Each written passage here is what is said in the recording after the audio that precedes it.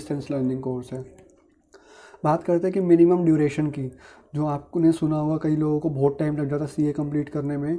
तो देखो ये रियलिटी है कि एक कोई प्री डिसाइडेड टाइम नहीं है कि आपको कितना टाइम लगेगा सीए करने में, बट मैं मिनिमम टाइम आपको ये बता सकता हूँ कि अगर एक स्टूडेंट की उसने सारे एग्ज़ाम्स फर्स्ट टाइम पे in a single sitting both groups बैठ के देता है तो वो कितने टाइम में क्लियर कर सकता है, मैं उसकी बात कर सकता हूँ।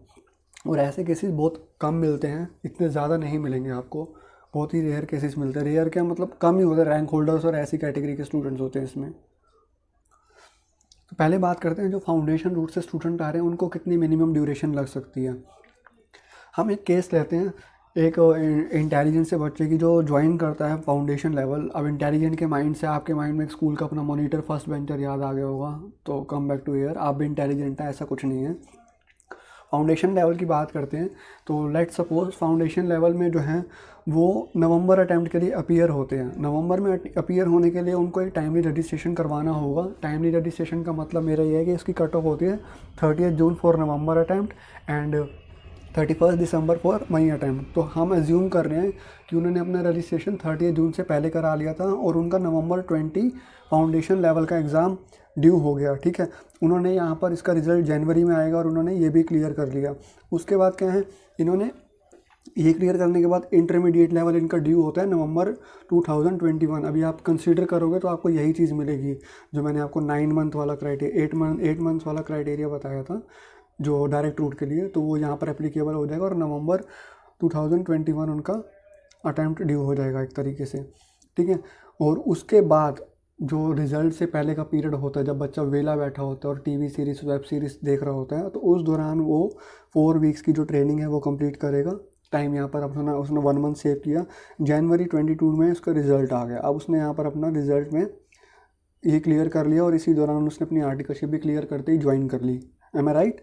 तो उन्होंने अपनी आर्टिकलशिप जनवरी 2022 में ये भी ज्वाइन कर ली। अब इस केस में क्या है, इसके बाद मैंने आपको बताया था कि 2 इयर्स 6 मंथ की आर्टिकलशिप ट्रेनिंग के बाद आप फाइनल दे सकते हो। तो इसके अकॉर्डिंग उनका नवंबर 2024 में अटैम्प्ट ड्यू हो जाता है और जनवरी 25 में रिजल्ट, यानी कि 2 महीने में रिजल्ट आएगा। जनवरी 25 में वो सीए बन जाएगा एग्जैक्टली स्टूडेंट।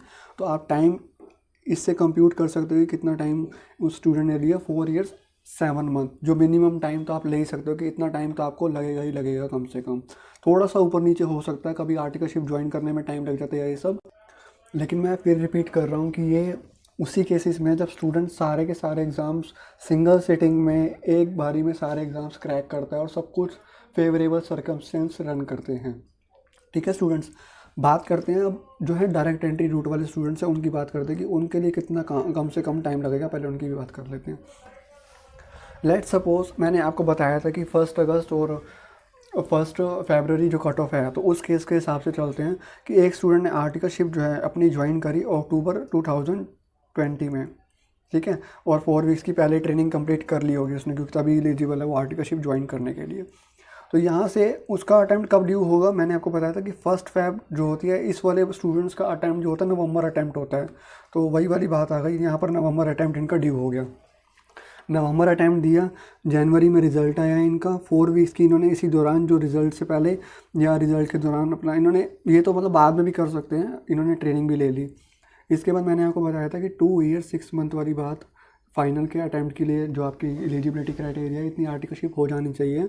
तो उस हिसाब से इनकी आर्टिकलशिप जो है फाइनल अटैम्प्ट मई 2023 बनता है और 2 महीने में रिज़ल्ट आता है इनका जुलाई के अंदर। तो ये इस हिसाब से यहाँ पर इन्होंने सारे एग्ज़ाम्स क्लियर कर लिए और सितंबर में इनकी अपनी 3 इयर्स की आर्टिकलशिप कंप्लीट हो गई।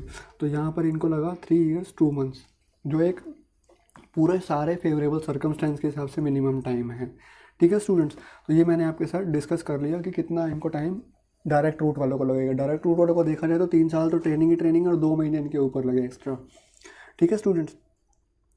आगे प्रोसीड करते हैं, पासिंग परसेंटेज की बात करते हैं। जो